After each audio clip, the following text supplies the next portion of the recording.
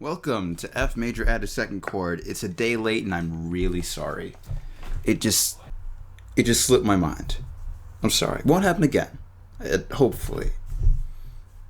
Because now I'm embarrassed, and now I'm embarrassed. I'll never get to forget it. Because we went out to dinner last night because Father's Day, and that was one thing.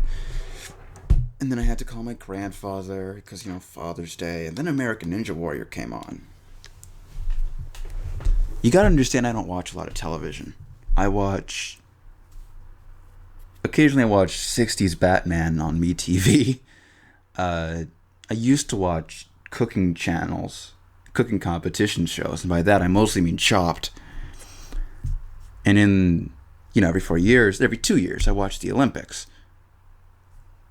But lately, in the past year, a little longer I think, I developed a taste for American Ninja Warrior, which my father says is the best summer television. And it is.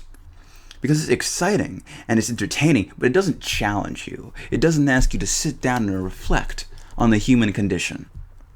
Unless, of course, by the human condition, you mean the human physical condition that a person needs to complete the salmon ladder, in which there's a metal bar and a series of shall we say, rungs, or like slots, and you have to explode your body upwards while holding the bar to get it into a slot, and then explode it again to get it in the next spot, and you're suspended off the ground. So it's like, I don't even know how one does it. I think it's like in the abdominal muscles. Maybe it's in the arms too, because you have to extend your arms to get it into the next rung, but you have to hold on. The grip strength. I can't imagine. Like, American Ninja Warrior brings out the best possible athletes, I think. Well, some of the best athletes. Athletes of a certain sort. Because it's not just, you have to have, of course, muscle, you have to have strength, you have to have endurance, but it's not just those things. Because, last year there was a guy and he was a professional football player and he tried it, and the man was all muscle. I think he might have made it to the second obstacle. I know he didn't make it past the second obstacle because he had no idea how to control his body. An American Ninja Warrior contestant needs discipline.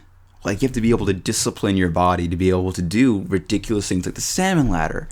Or this year they had this thing called the battering ram, where you have like this plastic sleeve that goes around a metal bar, this circular bar, and there's 3 of them, these cylindrical bars, and you have to get the sleeve, you have to scoot the sleeve down so that you can jump to the next bar and the next sleeve. You have to do this, 3 times without falling into the water beneath you. How do you do those things? How do you come up with those things? Who thought that was, a good idea? I love American Ninja Warrior. Part of it because it's so ridiculous and the obstacles are so, it's like, because, sports, there's a degree of abstraction. There's a pretty clear line from, the biathlon to you ski and you shoot. There's probably like a route in like hunting or like in like warfare or something.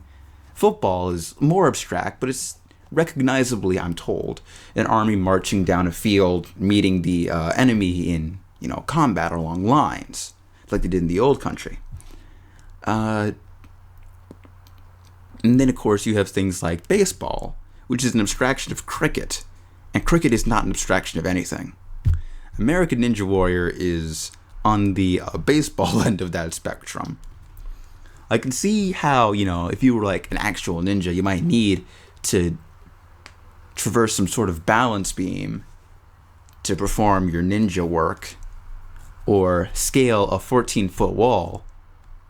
I don't really understand how something like a salmon ladder would translate into the real world. Then again, I suppose that if you couldn't do it, you couldn't do it.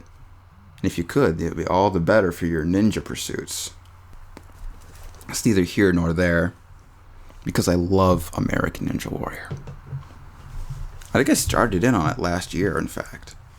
And I was like, this is deeply satisfying television. because I was waiting for the Olympics to start up, and I was just, And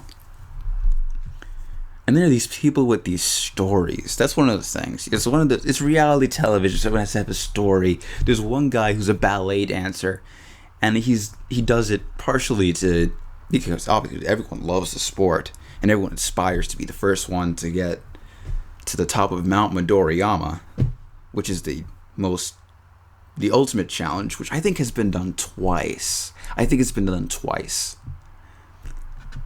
like in the past 3 or 4 years recently.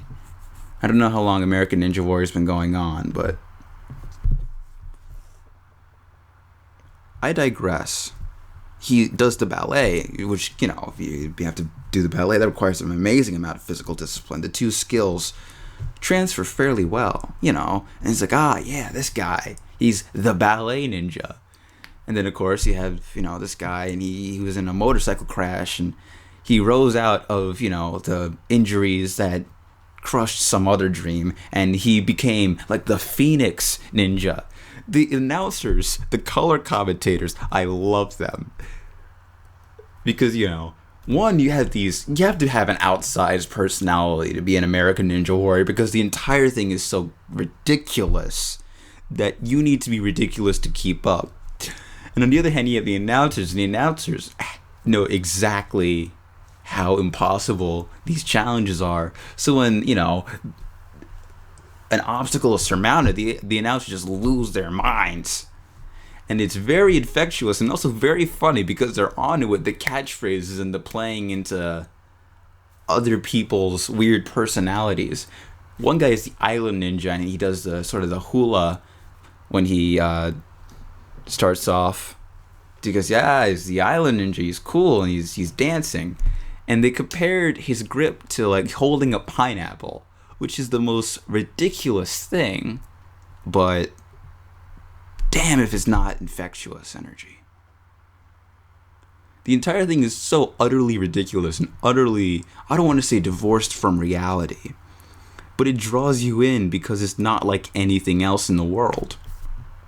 Well, I'm sure there are other things, but that's the thing I know about. Being able to complete these very specific challenges, these very specific obstacles, and it's utterly ridiculous, and it's good to have it back. I forgot how much I enjoyed watching it, because I'm never going to be able to do it because I don't have that kind of discipline. Anyway, that's what I did last night. I watched American Ninja Warrior instead of recording the podcast. And it comes on again tonight, so I'll watch it again tonight.